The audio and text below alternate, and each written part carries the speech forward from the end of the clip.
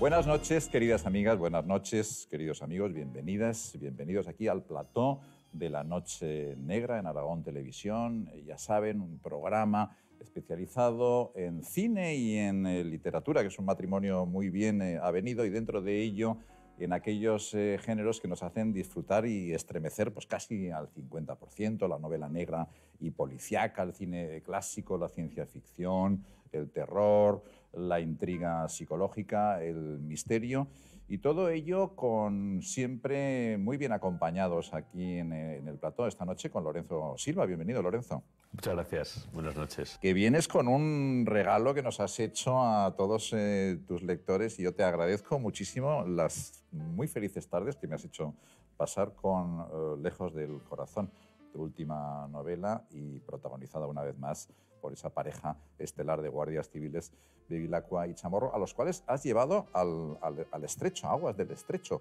¿Por qué? El regalo son los lectores, para ellos y para mí también, porque además es una paradoja si lo miras, ¿no? El intentar provocar felicidad a través de la lectura contando las historias que contamos y las historias que cuenta esta novela, que esa es la razón quizá principal de acudir al Estrecho de Gibraltar. El Estrecho de Gibraltar es nuestra gran frontera, es nuestro gran territorio de frontera. Igual que los norteamericanos tienen esa frontera sur, nosotros tenemos una frontera sur que yo diría que es como mínimo tan fascinante como esa otra frontera, si no más, y también tan abrupta, si no más. La diferencia que hay de renta per cápita entre los estados del sur, Estados Unidos, y los estados del norte de México es menor a la que hay entre España, bueno, voy a poner un ejemplo concreto, entre Melilla y los pueblos que la rodean, ¿no? Que esa es una frontera sur de las nuestras.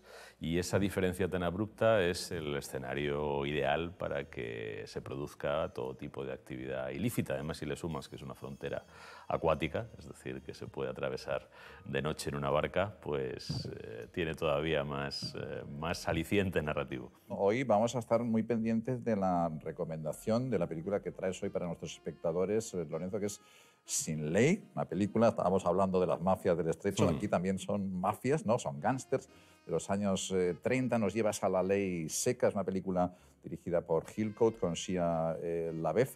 Película de cine negro, ¿no? Realmente. Y que acerca un poco también en otra realidad, en otro contexto histórico, en otra época, en otro lugar, a esa distorsión que representa el hecho de que haya una sustancia prohibida, cuyo tráfico es ilícito, pero enormemente lucrativo. Además, suele estar en relación. Cuanto más ilícita es una cosa, más lucrativo es su comercio. Violencia y poesía es lo que vamos a encontrar en Sin Ley, una gran película de Hillcoat con guión, atención, de Nick Cave, nada menos, el rockero australiano en función de escritor, con unos diálogos muy ametrallados, muy trepidantes. Una excelente película, les recomendamos que la vean y que se queden con nosotros después para seguir conversando largo y tendido con Lorenzo Silva.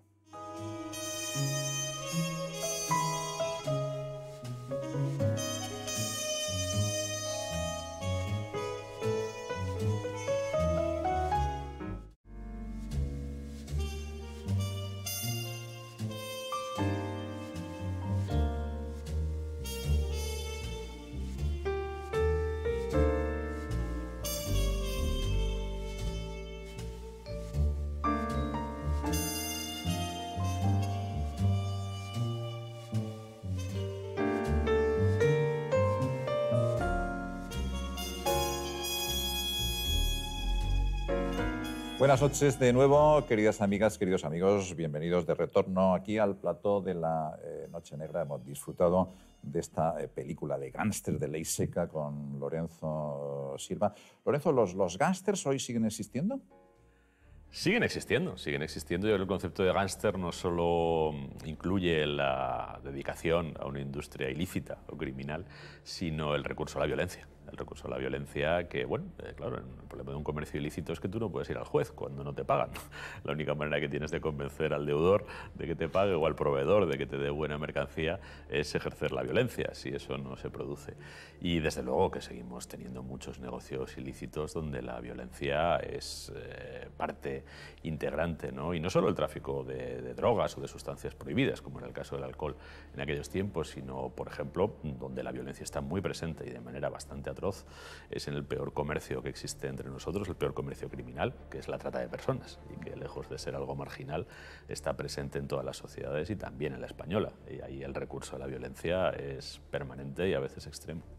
La estructura de las bandas que trafican hachís en el Estrecho, que es el tema de tu última novela, Lejos del Corazón, Lorenzo, esa es una estructura, digamos, clásica, como si fuesen, digamos, una versión española de la familia de los Corleone, con padrinos, con soldados, o es otro modelo, el de esas familias que trafican en el Estrecho. Yo diría que el modelo conceptual es el mismo, porque viene dado por la naturaleza económica. No me quiero poner marxista, pero al final la naturaleza económica de las cosas determina las estructuras sociales, también las estructuras sociales delictivas o criminales, ¿no? Y entonces la estructura tiene mucho que ver con eso, ¿no? Tiene mucho que ver con clanes, tiene mucho que ver con relaciones paralelas y relaciones piramidales, con equilibrios de intereses, con repartos de territorios, con especializaciones pues hay quien se especializa en una sustancia, quien se especializa en otra, quien asume labores de blanqueo, las labores auxiliares de mantenimiento de las barcas, de almacenaje de la droga. Es decir, al final es una industria que tiene muchas actividades y todos esos fenómenos se producen. Yo diría que el factor distintivo quizá es que lo hacemos un poco a la española, ¿no? Si nos fijamos en otros lugares donde el narcotráfico tiene una influencia grande en la sociedad, y algunos pues son últimamente muy conocidos y muy recurrentes, ¿no? por algunas series de televisión, ¿no? Como puede ser pues, el narco colombiano o el narco mexicano, el nivel de violencia allí es insoportable. El nivel de violencia en México, por ejemplo, pues alcanza unas proporciones terribles, ¿no? Sin embargo, en España no existe esa violencia. Algo que te llama la atención es cuando hablas con policías y guardias civiles de la zona y te dicen, bueno, pues sí, estos se dedican a la delincuencia, estos cuando tienen una discrepancia, pues de vez en cuando se atracan, se pegan una paliza, pero en el homicidio se detienen.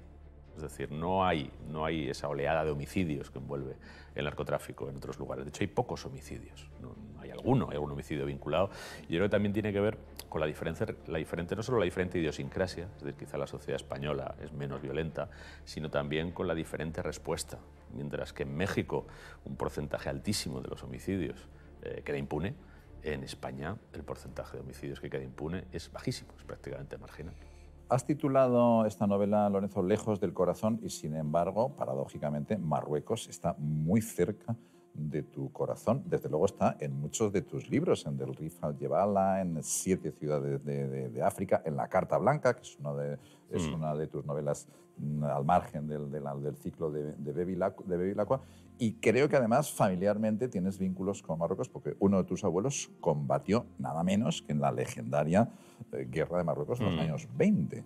Sí, y si quieres añadirle algo más, mi otro abuelo está enterrado en Rabat. Y no por capricho, sino porque yo tengo una tía que a día de hoy sigue viviendo en Rabat, se casó con un marroquí y tengo familia marroquí. Marruecos está muy cerca de mi corazón personal y literario, pero tengo la sensación de que no es así con la mayoría de mis compatriotas. Tengo la sensación de que los españoles, por decirlo así, tenemos 3 vecinos. Hay un vecino de clase alfa, que son los franceses, un vecino de clase B, que son los portugueses, y un vecino ya de clase C, que es Marruecos, ¿no? Y me parece que eso es una miopía importante, porque con Francia indudablemente nos jugamos muchas cosas, con Portugal creo que podríamos hacer mucho más de lo que hemos hecho en el pasado. Yo muchas veces me pregunto incluso si tiene sentido que Portugal y España sean estados diferentes. Me lo pregunto muchas veces si no nos vendría mejor, incluso para nuestro propio potaje español, tener a los portugueses, que son gente bastante razonable y con bastante mundo, ¿no? Metidos en el mismo saco, pero también Marruecos. También Marruecos es un frente importantísimo de nuestro futuro. Marruecos es nuestra frontera con África,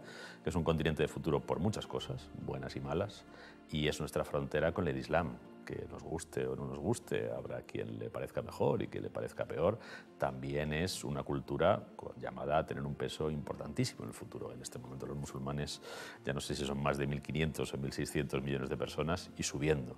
Y Marruecos representa una posibilidad dentro del Islam que es muy importante, porque es el Islam más occidental, es el Islam que ha tenido más contacto con Occidente, es el Islam que ha conocido mejor el escepticismo, la interpretación personal.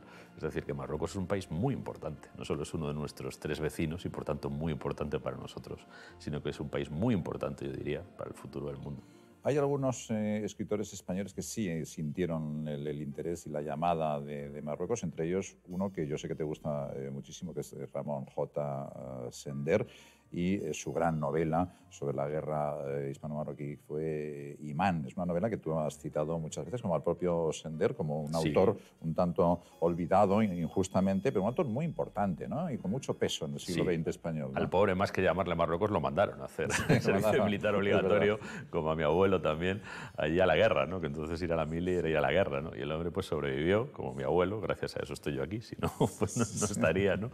Y claro, lo contó porque es una historia demasiado importante como para omitirla, ¿no? Y la literatura española le ha prestado muy poca atención a ese episodio porque la literatura en España pues, siempre la han hecho las clases burguesas y las clases burguesas estaban exentas de ir a la guerra de Marruecos.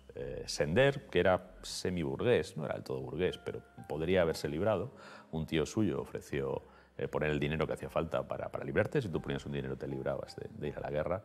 Él, sin embargo, por su extraño carácter, pues decidió ir, ¿no? Rechazó ese favor de su tío y fue. Pero realmente la literatura sobre la guerra la hicieron él y Arturo Barea, que sí que era un pobre de solemnidad, ¿no? Que vivía en Lavapiés, en una zona muy popular de Madrid, y era además vivía solo con su madre, ¿no? Y claro, salvo esas dos excepciones, pues la intelectualidad española se vio exenta de ir a la guerra de África y entonces no considero necesario contarla, ¿no? Sender, que estuvo allí, sí vio que era necesario contarla y escribió Imán, que yo creo que no solo es una de sus mejores novelas, quizás su mejor novela, sino para mí la novela española más importante del siglo XX y una novela que está muy por delante. Imán se publicó en el año 1930 y la escribió en los años 20. En los años 20 no había ningún novelista en España capaz de escribir algo con esa modernidad y con esa fuerza. Esos novelistas estaban en otro lugar, en Europa, en Irlanda, no había en España novelistas así, salvo Sender. Nadie tenía una historia tan poderosa como la que cuenta Sender en Imán. Hoy eres un escritor muy querido, muy conocido en muchos países, Lorenzo, pero claro, esto no siempre ha sido así. Hubo un comienzo, hubo un joven Lorenzo Silva en los años 90 que estudió Derecho, que soñaba con ser escritor, que empezó a publicar sus primeros relatos. ¿Cómo fueron tus comienzos literarios en aquellos 90?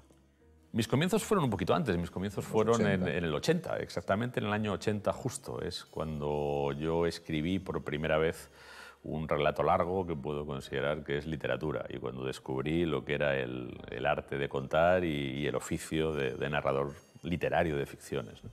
Y desde que yo descubrí eso no pude pensar en nada más. Con 17 años. No, estoy hablando con 13 años. ¿Con 13 años? Con 13 años. Estoy hablando con 13 años. 100%, con 13 ¿no? años, sí, sí. Y desde que yo descubrí eso no pude pensar en ser nada más. Lo que también me di cuenta, no quizá con 13 años, que es un momento en el que casi las cosas las haces jugando, sino a lo mejor con 16 o 17 sí que me di cuenta de que era extraordinariamente difícil convertir la literatura en un oficio lucrativo en España. Y uno al final tiene que pagar las facturas a final de mes, ¿no? Sea escritor o sea cualquier otra cosa. Y para poder hacer eso, pues yo desistí de aguardar lo de la literatura, la verdad. Con 18 años yo llegué al convencimiento de que nunca iba a vivir de la literatura, de que eso era imposible, y por tanto me busqué otro oficio que me sirviera para mantenerme. Y así llegué al derecho y a la abogacía, que ejercí durante 12 o 13 años, no de forma vocacional, no era mi vocación, pero tampoco lamento haberlo hecho. Yo creo que no es malo para un escritor tener una vida al margen de la literatura, conocer otra profesión, cruzarse con la gente en otras coyunturas. Y la abogacía, que a mí además me permitió, por las empresas y los despachos en los que la ejercí, viajar mucho por España y viajar también por el mundo, pues a mí me ha dado el gran regalo de conocer a mucha gente muy diversa. Conocerla además en las circunstancias en las que los abogados conocen a las personas, siempre con problemas de por medio, que es cuando se conoce mejor la condición humana, y tratar con personas de todo origen y de toda condición. Yo recuerdo, lo decía alguna vez como manera de resumirlo, yo había días como abogado que en la misma jornada estaba tratando con una persona que tenía un Mercedes con chofer a la puerta y a lo mejor un yate amarrado en algún sitio, y una persona que no tenía dónde dormir esa noche. Sin duda, todos esos tipos te sirvieron también luego como modelos, ¿no? Personajes que empezaron a habitar tus novelas, entre ellas la serie de novela negra de tus dos guardias civiles, que realmente ha dado la vuelta al mundo, pero que en aquel momento sí, en estos años 90, ahora sí, fue una apuesta muy arriesgada, Lorenzo, porque en aquel momento la novela negra española tenía muy pocos referentes, muy pocos lectores, era como género un tanto desdeñado por la alta crítica. Y, bueno, apostar por dos guardias civiles que nunca habían protagonizado en novela española ninguna, absolutamente ningún capítulo, ni mucho menos un argumento, fue un aldabonazo. ¿Cómo se te ocurrió? ¿De dónde vino la idea de darles protagonismo a la Guardia Civil? Pues, a ver, por un lado, es verdad eso que tú dices. En aquellos años había algunos lectores de Manuel Vázquez Montalbán y de la serie Carballo, es decir, no había propiamente lectores de novela negra, ¿no? Prácticamente era lo único que tenía una cierta cofradía lectora y tampoco era muy grande. Es decir, a Manuel Vázquez Montalbán no lo leían 500.000 personas cada libro que sacaban, ni mucho menos, ¿no? Entonces, bueno, pues a mí lo primero que me vino a la mente es por qué en una sociedad como la española, ¿no? Una sociedad desarrollada, una sociedad que tiene todos los parámetros de una sociedad occidental, avanzada, no existe un género que en todas las demás que responden a esas características no solo existe, sino que además es floreciente y hasta prolifera, ¿no? No hay más que mirar la literatura francesa, italiana, alemana, británica o norteamericana, ¿no? Además, yo era lector de ese tipo de literatura y sobre todo era muy lector de alguno de sus autores, y a mí me parecía que la sociedad española ofrecía argumentos para hacer ese ejercicio, igual que lo hicieron ellos, de forma diferente, claro, porque la sociedad española no ofrece las historias de la sociedad norteamericana, ni tiene ese carácter, pero se podía hacer ese ejercicio, ¿no? Para llegar a resultados distintos, pero análogos, ¿no? Y por otra parte, planteándome a través de quién se podía hacer ese ejercicio y tratando de ser original y tratando de no ir por el camino trillado y tratando de no tirar de los clichés y los estereotipos y las fórmulas consabidas, pues un buen día me vino la idea de decir, oye, si es que no hay nadie que haya escrito nunca una novela de investigación criminal con guardias civiles. Hay alguna novela donde aparecen guardias civiles, Cuerda de presos de Tomás Salvador o El fulgor y la saga de Ignacio Aldecoa, pero en otra función, en otro papel y casi con una visión costumbrista de la España franquista más que policial, ¿no? Entonces, bueno, pues oye, esto es una gran paradoja y sobre todo es una anomalía sensacional. Es decir, que una institución que lleva desde 1844 investigando crímenes, porque es que lleva desde 1844. Hay quien cree que los guardias civiles han empezado a investigar ahora con Diana Kerr y con los casos mediáticos de los últimos años, pero hay investigaciones policiales en el siglo XIX documentadas, porque en su área de jurisdicción y en la demarcación eran quienes se dedicaban a la averiguación y la persecución del delito, ¿no? Bueno, pues esto es tan espectacular que alguien tiene que atreverse.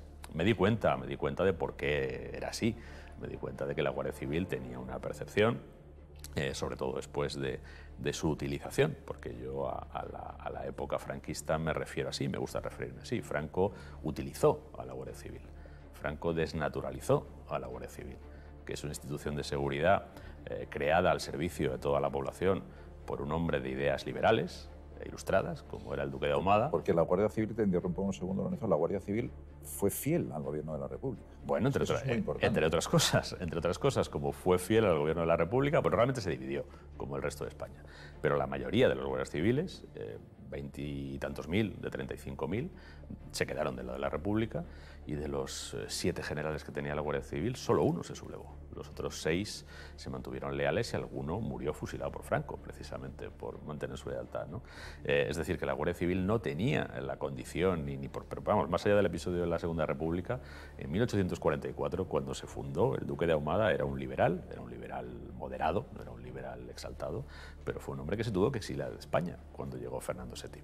Es decir, que era un hombre que lo que intentaba era crear un cuerpo de seguridad al servicio del Estado, al servicio de la ciudadanía, que permitiera devolver la seguridad a los caminos en España, en la idea, que es una idea muy liberal, de que esa seguridad permitiría que proliferara y floreciera el comercio permitiría que aumentara la riqueza, y la riqueza pues serviría para aumentar las libertades, reducir las desigualdades. Es decir, que la Guardia Civil viene de algo, su ADN es radicalmente contrario a Franco. ¿Qué hizo Franco cuando recibió eso?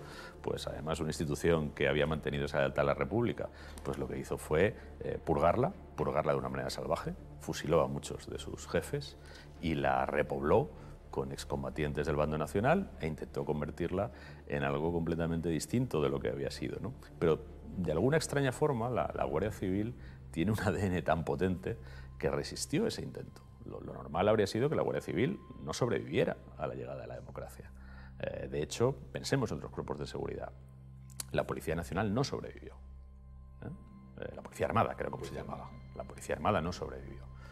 Sin embargo, se tuvo que cambiar el nombre, se le tuvo que cambiar el color 3 veces hasta que llegamos a más o menos sanear a la Policía Civil del estigma franquista, y la Guardia Civil sigue yendo de verde, sigue llevando un tricornio y sigue llamándose como se llamaba, porque cuando la democracia vio sobre qué ideario estaba construida la Guardia Civil, que está recogida en la cartilla de la Guardia Civil de 1845, pues se dio cuenta que era un cuerpo de seguridad que podía servir perfectamente a un Estado de Derecho. Y que no solamente no sobrevivió al franquismo, sino que empezó a prestar muy tempranos servicios a la democracia, incluso en lo que entenderíamos por los últimos años del dictador y, por supuesto, en la transición, dando la vida hasta 230, fíjense ustedes qué cifra espeluznante, 230 guardias civiles fueron abatidos, muertos por la banda terrorista entre los albores de la transición y el momento de la deposición de armas. Una cifra absolutamente espeluznante, ¿no, Lorenzo? Que tú rindes homenaje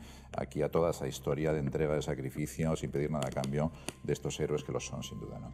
Pues además le puedes sumar que a esos 230 hay que añadir 17 niños, hijos de guardias civiles asesinados junto a sus familias en atentados contra casas cuartel, como el de Zaragoza o el de Vic, ¿no? La verdad es que yo creo que es una de las grandes historias de la España contemporánea. Es una de las grandes historias por el sacrificio enorme que se hizo, por la templanza con la que se sostuvo esa lucha. Naturalmente, en 5 décadas, miles de personas implicadas, excesos y errores hay, pero el balance general es que pocos cuerpos de seguridad habrían resistido, es decir, cuerpos de seguridad formados por hombres que salen armados todos los días a la calle, habrían resistido pagar ese tributo tan enorme y seguir, bueno, pues, acatando las normas e intentar vencer esa amenaza desde la legalidad. Yo creo que hay otra cosa que también los españoles contamos poco y deberíamos contar. ETA es probablemente la banda terrorista más peligrosa que existió en Europa Occidental, y mientras que otros grupos análogos, ¿no?, como el IRA o como la fracción del Ejército Rojo, la Baader-Meinhof o la OAS o demás, en países que son democracias consolidadísimas y estados de derecho indiscutibles, para acabar con ellas se recurrió a la guerra sucia, pero a la guerra sucia con crímenes de Estado puros y duros, o se acabó pactando y se acabó transigiendo. Con ETA al final hubo un episodio de guerra sucia en los años 80 que se abandonó, porque además era evidente su fracaso y contribuía más a alimentar la fuerza social de ETA que a debilitarla como organización terrorista, pero la estrategia que finalmente condujo al final de ETA fue la aplicación de la ley, el sacrificio de los servidores públicos, guardias civiles, policías, también jueces, fiscales, las personas que estaban en esa lucha, y finalmente a ETA no se le ha dado absolutamente nada. ETA sencillamente quedó reducida a la inoperancia absoluta. Llegó un momento en que su existencia era ridícula, porque no podían moverse sin que la Guardia Civil les detuviera. Al jefe de ETA se le detenía hoy y a su lugarteniente se volvía a detener al mes y medio. Es decir, ya llegó un momento que ya no había voluntarios para ser lugarteniente o para ser jefe de ETA, y esa es la razón por la que ETA se disolvió. No se les ha dado absolutamente nada, y la derrota fue a partir de la aplicación escrupulosa del Estado de Derecho. Todos los etarras han ido a prisión después de ser sometidos a un juicio contradictorio, con derecho de defensa, con pruebas tasadas, fiscalizado por el Tribunal de Estrasburgo, y fundamentalmente ha validado ese tribunal, salvo alguna pequeña excepción más anecdótica que importante, cómo procedió la justicia española. En la parte positiva, Lorenzo, quizá habría que destacar la evolución científica, tecnológica de la Guardia Civil, que se enfrenta efectivamente a un ejército armado hasta los dientes, temible. Y con enorme apoyo social. Y con enorme apoyo social. Y que va evolucionando en sus tácticas, tú lo dices muy gráficamente. Al principio los guardias civiles llevaban una diana para que fuesen abatidos, y al final se convertían en las sombras de los terroristas, a los cuales tenían perfectamente controlados soldados hasta el momento de su detención. Todo ese proceso de aprendizaje tecnológico, de modernización de la Guardia Civil, tú lo has trasladado a tus novelas. Bevilacqua es un hombre que aprende constantemente nuevas tecnologías, Sí.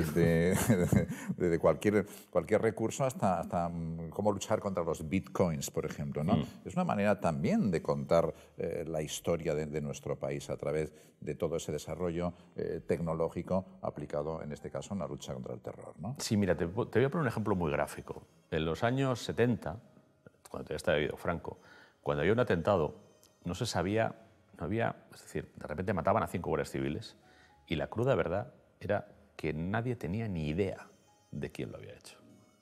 O sea, no estaba ni identificado el comando, ni identificada su red de apoyo, nada. Y lo que hacía el franquismo era declarar el estado de sitio, que es una barbaridad, dejar sin derechos a todo el mundo y hacer redadas a voleo, donde se tenía 400 personas, se les pegaba y de esos 400 algunos sí coincidía que estaba alguna estructura de apoyo, ¿no? Bueno, eso era la España de hace solo medio siglo, ¿eh? En los últimos tiempos de ETA ha habido etarras que han salido de una ciudad del sudeste de Francia por la mañana, han acabado tras un periplo por toda Europa metiéndose en una casa por la noche de un arrabal de Copenhague, pasando por Alemania, y durante todo ese periplo ha tenido detrás, sin darse cuenta, a 2 guardias civiles. Esto es otra cosa ya.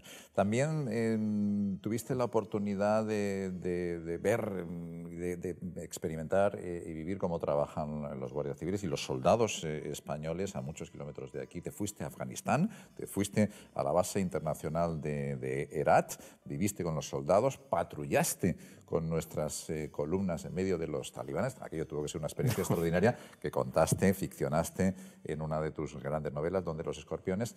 Pero, ¿cómo recuerdas esa experiencia de haber vivido en una base militar en Afganistán? Bueno, voy a moderar un poco en la zona de Herat, sobre todo donde yo me movía, entre Herat y Shindand. En ese momento no había demasiados talibanes, era una de las zonas más o menos seguras, pero bueno, en las zonas seguras había atentados. Y el protocolo de seguridad con el que salí yo, que además te lo cuentan antes, porque no te dejan salir en el convoy si no has recibido la instrucción sobre el protocolo de seguridad, contempla todo tipo de amenazas, desde minas, ataques con lanzacohetes, accidentes simulados, porque esas cosas, incluso en las zonas más apacibles de Afganistán, pueden suceder, ¿no?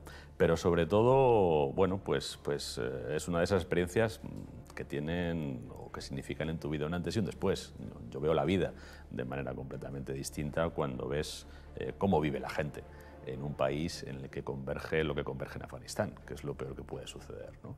Un país que lleva en guerra muchas décadas, un país de una pobreza extrema, un país de una injusticia social absolutamente intolerable y un país donde encima se produce una circunstancia que yo, que tengo 3 hijas, te resulta especialmente lacerante, que es que la mitad de la población carece en la práctica, legalmente puede estar reconocido, pero carece en la práctica de derechos como individuos y como seres humanos, ¿no? A las niñas en Afganistán se las compra y se las vende con 12 o 13 años como si fueran cabras. Y su dignidad humana en muchos ámbitos es prácticamente inexistente. Y eso es así a día de hoy, en el año 2019.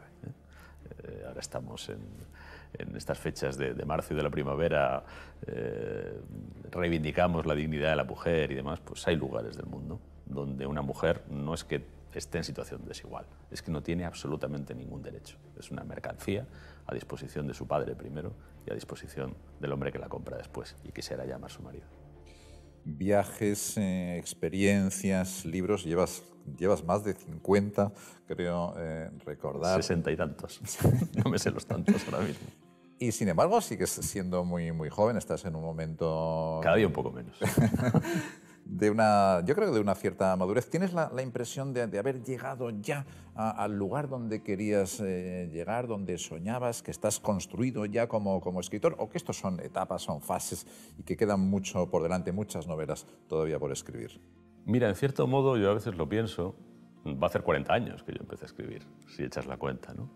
En cierto modo yo creo que a ese lugar, ¿no? que evocando esa canción de Antonio Vega, es para mí el sitio de mi recreo. A ese lugar llegué hace mucho tiempo. en ese lugar estaba ya con 13 años. La primera vez que yo me senté a escribir una historia y descubrí lo que puede ser desde este lado, lo que había disfrutado tanto desde el otro, desde el lado del lector, lo que es tratar de construir y lanzar una conversación que otra persona puede recoger, aunque no la recoja. En aquel momento no la recogía nadie, aparte de mi madre que me pasaba a máquina lo que escribía. La experiencia esa, ese es el lugar, ese es el sitio de mi recreo, como digo. Ahí llevo 40 años y ahí estoy, no me he movido, no he avanzado. Bueno, he escrito algunas cosas, he publicado una parte importante, he llegado a más gente, he acumulado experiencias, he cometido muchos errores sobre todo, y esos errores he intentado aprender algo de ellos, pero la esencia es esa, lo importante es eso. Y como decía Raymond Chandler, esta frase no es mía y por tanto no me la voy a apropiar, por mucho que un escritor haya hecho, cuando se enfrenta a la creación de una nueva obra, es como si estuviera empezando.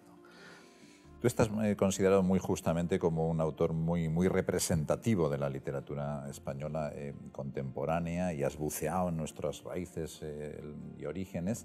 Pero ¿qué es lo español, Lorenzo? Porque siempre estamos dándole vueltas a qué será esto de España, ¿no? Bueno, ¿sabes aquella frase que hay por ahí, ¿no? Que español es el que no puede ser otra cosa, ¿no? Pues a lo mejor somos eso, ¿no? Los que no podemos ser otra cosa, porque, oye, incluso dentro de nuestra comunidad nacional, pues el que se puede reclamar gallego, el que se puede reclamar vasco, el que se puede reclamar catalán, pues como que se salva de ser español, ¿no? Yo que nací en Madrid y desciendo de castellanos y andaluces, pues me parece que no tengo más remedio que ser español, ¿no? Y llevarlo como buenamente pueda, pero tengo la sensación de que no es tan malo ser español, no es tan malo vivir en un país, el otro día lo comentaba con alguien, que tiene un himno sin letra. Los himnos con letra son peligrosísimos. No sé si alguien ha hecho el ejercicio de traducir la Marsellesa, por ejemplo. Lo que dice la Marsellesa, que son barbaridades sobre barbaridades, ¿no? Es decir, y es un país en el que puedes no saberte el himno porque no tiene letra, ¿no? La mayoría de los países te lo enseñan y cuando suena te tienes que poner un poco derecho, ¿no? En España lo puedes silbar perfectamente, pitar, abuchear y no pasa nada. Es decir, es un país que pide pocos peajes, ¿no? Tampoco ya no hay que hacer la mili, ya no hay que... bueno, pues es un país en el que uno se puede acomodar bastante a voluntad, ¿no? Tiene un punto anárquico, y ese punto anárquico, que a veces es muy malo y para algunas cosas nos juega muy malas pasadas, también es bueno para quien vive del ejercicio de la libertad individual, como es un creador. Un creador, para mí mi único patrimonio es la libertad individual. Yo no quiero ninguna patria que me imponga peajes, servidumbres ni vasallajes. Y la patria que tengo, si es la española, no me los impone.